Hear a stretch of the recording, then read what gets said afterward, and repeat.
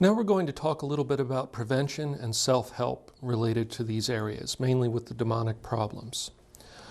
Now, it's important to understand the advice I'm going to give here is based on experience. It's based on working on many cases of all the types that we have discussed with Catholic Christians, non-Catholic Christians, people of other faiths, and people of no faith, people that are involved in Satanism, the whole range. So when I say some of these things, please consider them and consider the background of experience that they're coming from. I don't mean to be preachy or directive towards people that aren't Catholic Christians or maybe aren't Christians. I'm giving you advice based on actual experience.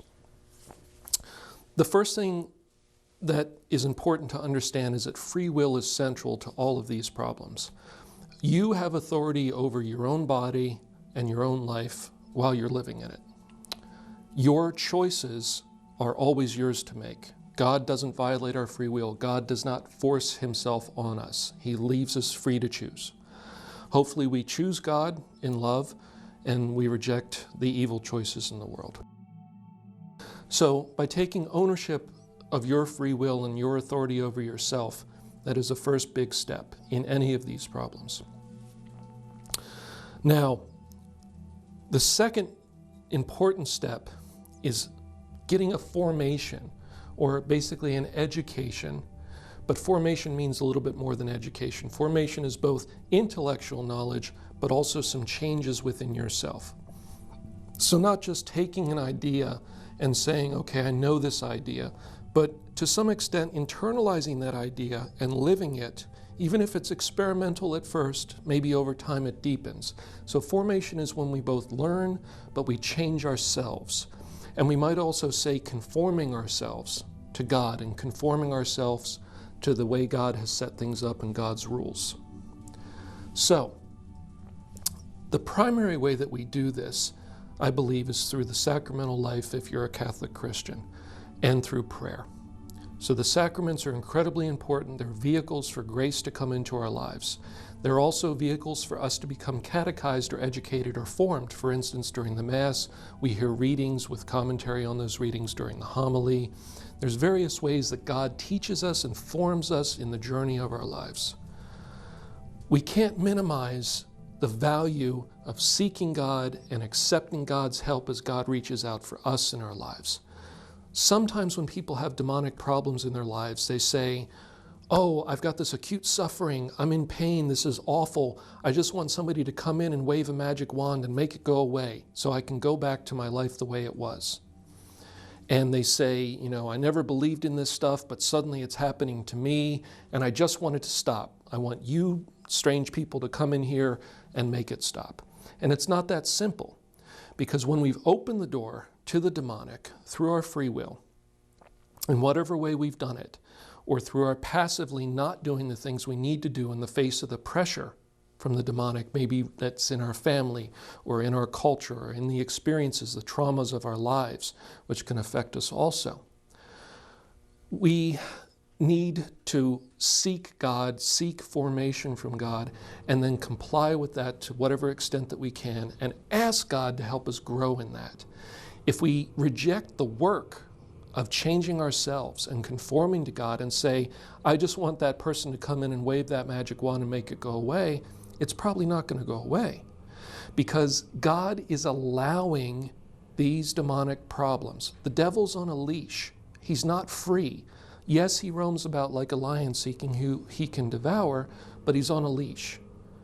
So it's when we, through our free will, give him some level of permission or rights to us that we start seeing the extraordinary activity beyond the normal activity of temptation. So we need to understand that, learn what the rules are, learn about what we did that maybe opened the door a little bit, because God's allowing that negative experience as a corrective emotional experience. This is just my perspective on it.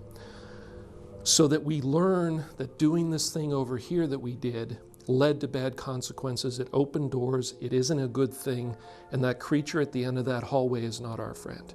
And so we have usually a limited amount of time of suffering and reaction so that we learn that lesson. Just like a parent might allow a child that insists on being bad in a particular way to go ahead and burn their hand on the stove the 50th time they reach, and they're not seriously hurt or anything, but they just feel the heat and they say, oh, okay, I get it now, that's bad for me.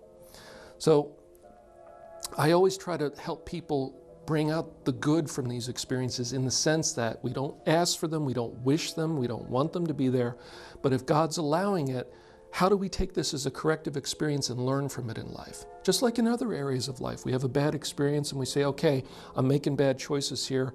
It led to these bad experiences. How do I then learn from that and then go on in a better way?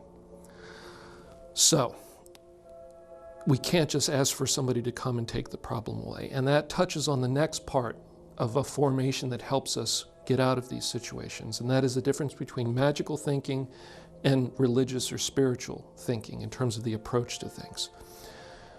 In our culture here in the United States, we often gravitate towards more of a magical thinking view. And that is, if I do a particular thing, a particular response will happen. And we see this, played out in our movies and our media to an extent. And sometimes we think about this in our spirituality, but we don't realize we're doing it. It's kind of a tacit assumption that if I go do this thing like that, God responds and does something, as if I can grab God and make God do something by doing a particular action. Now, the exception to this, of course, we understand as Catholic Christians that the sacraments have a grace, that if the sacrament is performed properly, that the grace from God comes. So it's guaranteed in a sense. But it's still not magical thinking, because we're doing that sacrament at the prompting of God. God instituted those sacraments, gave us those promises, and then asks us to willingly participate in them. So in a sense, we're following God in that. If you pick up a book on the occult and it says, draw this circle on the ground in these squiggly lines and wiggle your fingers and mumble these nonsense syllables, and the person believes that that causes some spirit to appear in the room and serve them, that's magical thinking. It says, if I do this weird ritual, suddenly I'm in control of that spirit. What's religious thinking? Religious or spiritual thinking is to say, God's in charge. God's providing the grace. God's providing the protection. God's intervening. God's doing all of this for me, and I'm trying to follow the will of God in my life. So, how do I do that in whatever way God is working with me at that point in my life? Of course, the sacraments are central for a Catholic Christian. The prayer life is central. Seeking out the positive experiences in our life and the guidance and the inspiration that God brings into our lives, all of that is central to following God. The people that are embroiled in the demonic, sometimes it's not so much that they're seeking to follow God and live the Christian life, the Catholic life, and obey God and seek God's will versus their own. That can be a problem if the person says, my will says I want this to stop and that's all I care about, versus, okay, Lord, I see that you're allowing this for some reason. Help me to understand why this is going on. Help me to grow closer to you and conform to you more. And that process is more work than a magical thinking approach, but it's what's actually going to be effective in the long run versus this other approach that really isn't going to do any good. Now, so foundation would be the sacramental life, the sacraments, the sacramentals. What are those? Sacraments, actions that the church takes. They have a guaranteed reaction of grace from God because they're instituted through Jesus Christ in the church, instituted by God, and we obey them. A sacramental, which, by the way, the exorcism rite is a sacramental. It's not a sacrament. The exorcism rite does not have a guaranteed effect. A sacramental is something that reminds us and prepares us for a sacrament. So it gets a little complicated for this discussion, but basically it's things like holy water, blessed salt, holy objects like a crucifix that we would wear, things like this. These are reminders and symbols that prepare us for sacraments and for receiving the grace of the sacraments. So bringing sacramentals in our life is helpful to us. It's a bolster to things. Having a blessed crucifix or holy symbols in your home, when you look at them, they remind you of things. They put your mind in a particular place. But they also carry a supernatural power and grace with them from their blessing. So we bring those into our lives as an assistance to us. So obeying God, avoiding sin, engaging in the sacraments, prayer life, trying to follow God as opposed to thinking in magical ways, trying to follow God's will, even in these negative situations. What can I learn from this, Lord? Like we had talked about in a previous segment, the woman with the divining rods. She got into very serious trouble, had great suffering, but when it was over, she turned to God and said, how do I bring good out of this? What good do you want me to bring out of this? And so she's reached out and taught other people about what happened to try to assist them and bring some good out of that situation. Now, let's say you're in a situation and a lot of this is in place for you, and you're having some of these difficulties. Well, if you're a Catholic Christian, the first place to start is your pastor.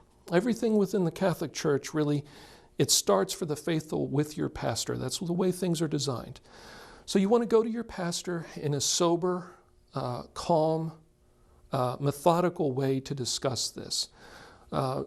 Make an appointment. Make an appointment so that you can go in and sit down and spend an hour and talk about it in a private setting. Write things down before you go. There's a tendency when we first meet somebody to talk about these distressing situations to just kind of ramble for 45 minutes and get it all off our chest, and there's a lot of pressure to talk quickly. Try to be calm and methodical and bring the facts in to the pastor, and then ask them if there's what they would suggest and try to follow their lead. Now often it'll start with a house blessing or prayers for you, okay? It may, if it's something more serious, be something the pastor passes on to the bishop's office at the diocese, and they'll respond in the way that they respond. And you want to be obedient to that. So in terms of the self-help, it's good to at least write everything down and be methodical. What you don't want to do is bring in a paranormal investigating group to try to quote-unquote document the situation, to have proof to give to somebody. We've talked about this before, but basically with the paranormal investigating groups, they open the door to more manifestation because they invite it. This isn't helpful. All this does is give additional rights to any deceptive spirits to do more in your life and in your home. So, prayer, sacraments, conforming to God, working with your pastor, blessings like the house blessing, having sacramentals in the house like the holy water, the holy salt, symbols. Now, what if somebody is possessed though? Which can be a very serious situation. It can be very distressing. And a lot of these things might be overwhelming to the family, to yourself. If you're the person that's possessed, this could be a very overwhelming time for you. And it can be overwhelming to the pastor. Not all priests are trained as exorcists. It's a special ministry within the church with specialized training. And it can be scary for some people that haven't encountered much of this before. So in situations like that, if the pastor isn't sure what to do, or if they're not formed in this area, you may want to write a letter to the diocese, explaining it calmly, respectfully what's going on. And again, present the information. Always go to the pastor first, but if they're not sure what to do, if it's a full-blown possession, they're probably going to run it up to the diocese through the system and take care of that. If you're somebody, and I'm speaking here really more of people that maybe aren't Catholic, they're not sure who to approach or how to approach them. If a person is possessed, you write a letter directly to the diocese. They'll get it to the right person, and they'll address it the way that they address it. Now, the self-help for a person that's possessed is a little more difficult because a possessed person does have difficulty praying. Internally, they may be able to pray and get the words out, but maybe not. Externally, they probably won't. They'll try to speak, but they'll be choked or their voice will be stopped. An important thing to understand, if you're possessed or if another person is possessed, don't think that the inability to vocalize prayer diminishes in any way that prayer that's in your heart that you're trying to make to God. God understands that limitation. It's the intent of the heart to pray that's important. So don't give up on prayer in those situations. A possessed person often can't be around sacramentals. So if they're around touching holy water, to them it burns, to them it hurts. The demons become enraged and torture them to try to punish them, to control their behavior, to not be around that sacramental.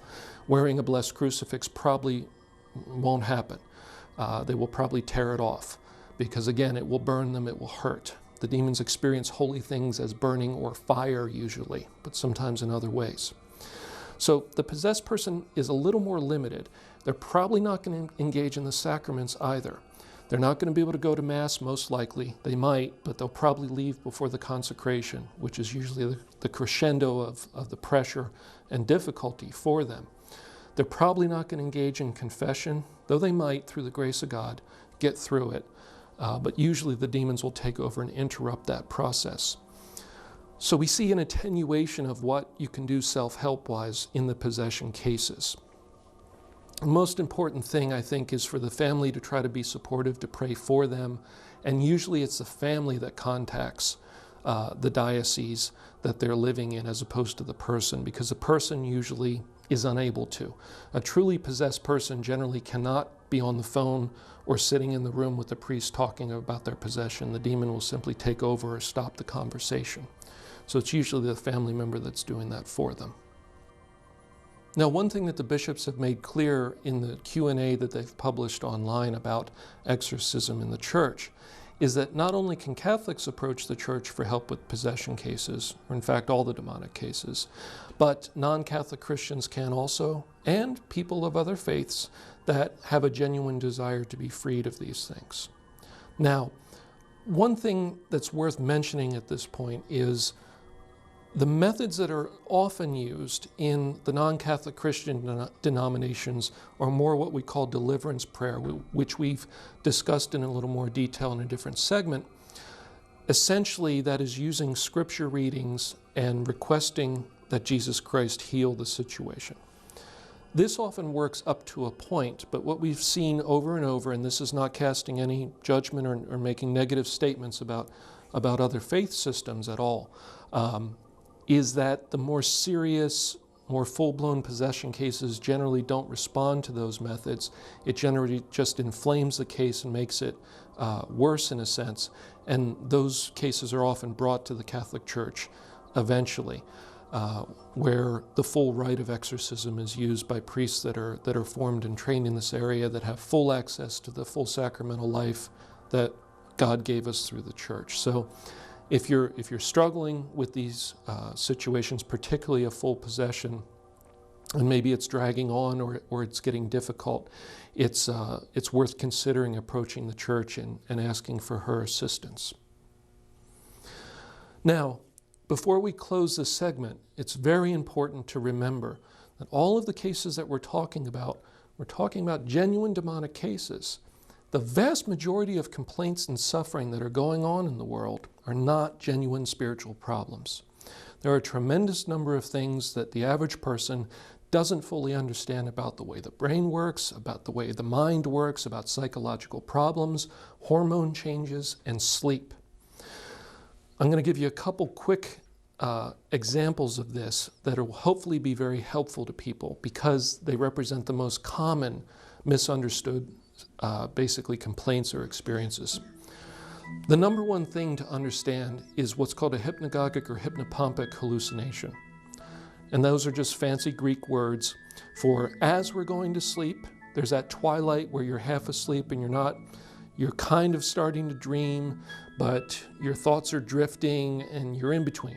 And the other one is as you're coming out and you're waking up, where you're not fully awake yet. Usually at least once in somebody's life, they will have the experience of having kind of a waking dream while they're half awake. These can sometimes be negative. They can sometimes be visual. The person may see something. They will often hear something. They'll have some feeling associated with that. Some people, this happens frequently.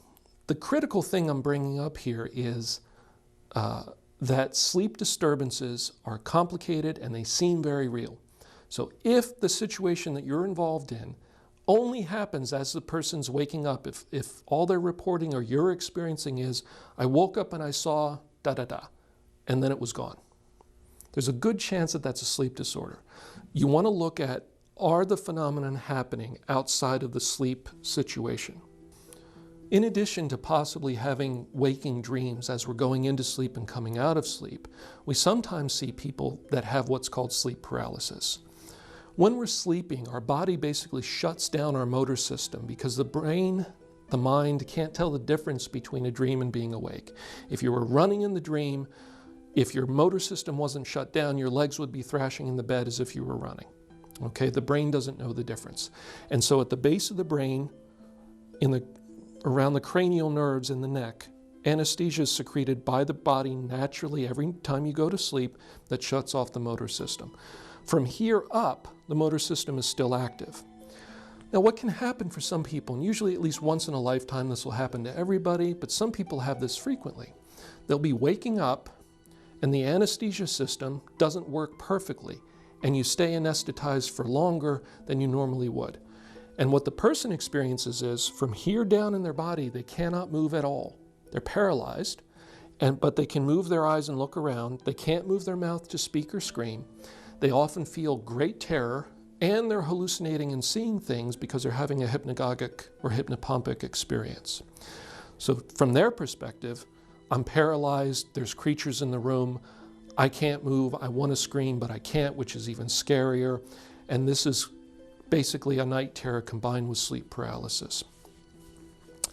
Unfortunately, though very scary, these things do happen. These are part of our biology. If you want to explore this a little bit more, there's a very good website called nightterrors.org that's been up for many years. It's kind of a self-help website, a forum where people share their experiences about these paralysis and waking dreams, the fear that it causes, the medical approaches they've taken to try to address it under their doctors, self-help things they've done that maybe have helped or haven't helped. If you're only experiencing things as you're going to sleep or waking up, there's a good chance it's just a sleep disorder, and it's often treatable medically. The other big area that I see over and over is towards the end of our lives, as our hormones are changing, particularly for women that have gone through menopause and in the years shortly thereafter, there's often hormonal changes in the body that are new to the person in their life. And sometimes as senility is starting to creep into their life, as their mind is aging, and some people have difficulties with memory, with seeing and hearing things. Basically, their mind has difficulties. And as the hormones in their body are changing, sometimes people feel what feels like an electrical surge running through them as their nerves might be responding to the hormonal changes. Their consciousness is being impaired by the senility coming in. And these people they're often females that have these unfortunate problems. They'll develop what's called delusions, which are fixed ideas about it. They'll assume that it's a particular thing, and they'll be stuck on that idea, and it's very scary for them, and the way they're interpreting it. That's another one of the big ones that I see over and over. So in addition to that, it's very important with all of these problems that you talk with your medical doctor about what you're experiencing, whether it's your home, whether it's yourself, whether you think you're possessed. The church will absolutely require that you be properly medically and psychiatrically evaluated before any exorcism is approved. Okay? You can't just find an exorcist and tell them to bring their kit and do an exorcism on you. It doesn't work that way, because the church in her wisdom knows that we need to rule out medical and psychiatric illnesses first, because if we move forward with an exorcism and leave something untreated, great harm can be done to the person through not treating that. And if they have a psychological problem and some delusional, strange ideas, doing the exorcism ritual can reinforce those ideas or introduce new ones. So we don't want to do harm. We want to help people, but we have to be prudent and reasonable. And so with all of these, we want to make sure that we rule out medical and psychiatric, psychological problems first. And also just basic things. So it might be animals on the walls. It might be something else. Okay? And one final tip, if you're having these difficulties, don't saturate your mind with scary stories. Don't saturate yourself by going online and obsessively researching about exorcism or possession and watching horror movies and constantly talking about this stuff. Some people that have a little bit of mental illness get kind of fixated on these ideas. They get themselves very worked up. They get their minds stuck in that rut, and they kind of are their own worst enemy when it comes to this. Try to be joyful. Try to approach spirituality in a joyful way, reaching out for God and all the good things in life, as opposed to staring at the devil all the time. Because even if it's just in your mind that you're staring at the devil all the time, you're kind of gravitating towards evil. So be joyful, be happy, participate with the church, partake of all the riches that the church has in terms of the grace in various ways and all the ways that God is reaching out to you, and be reasonable. Make sure that this isn't something you're just misunderstanding. Thank you.